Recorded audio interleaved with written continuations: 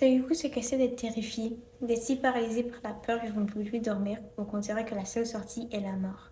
Ces types de peurs qui rendent fou sont réels et vous pouvez les découvrir dans Cap aux esprits. Une maison particulière ruinera la vie d'un jeune garçon. Alors, cette histoire n'est pas pour les cœurs sensibles. Bonjour, tu chantes la prière? Ben, t'es à la bonne place ici. Aujourd'hui, je vais vous présenter Cap aux esprits d'Hervé Gagnon de l'édition Tita. Allez, on y va. Bon, alors, Cap aux esprits, ça parle d'une famille, la famille Gagnon-Lapointe, qui constitue de Simon, Anne et Camille. Cette famille va déménager dans une maison dans le village de Cap aux esprits, comme le titre l'indique. Mais ce qu'ils ne savent pas, c'est que cette maison cache un grand secret qui vient du passé. Alors, j'ai vraiment aimé les personnages de ce récit, car ils sont faciles à s'identifier à. Il y a par exemple Simon, qui a des problèmes sur le fait de déménager.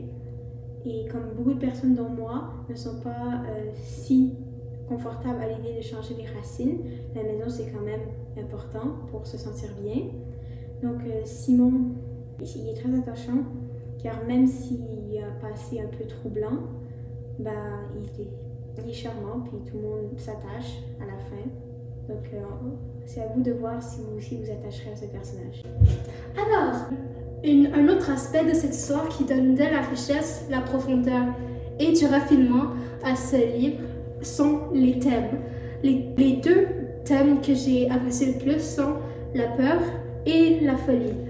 Pour la peur, on peut voir durant toute l'histoire comment les personnages réagissent à ce qui se passe dans la maison. Alors pour le deuxième thème, la folie, comment l'auteur le fait est tellement bien, comme dans la plupart des livres que j'ai lus, les auteurs ils ne savent pas comment écrire correctement la descente d'une personne dans la folie, mais Hervé Gagnon a su comment le faire. Alors voici une citation du texte. À nouveau, une lumière brillante scintille rapidement dans toute la maison. L'espace de l'instant, on aurait dit qu'elle s'était animée. Dans la lucarne, une silhouette semblait se dessiner contre la lumière. Intriguée, la fille décida d'aller voir de plus près. Son ski sous son bras, elle s'engagea dans la rue. Tout se passa très vite. Les phares d'un poids lourd, le bruit d'un klaxon et une peur indescriptible. Puis, plus rien. Alors j'espère que ce résumé ne nous a pas glacé le sang et que vous voudriez quand même lire Cap aux esprits.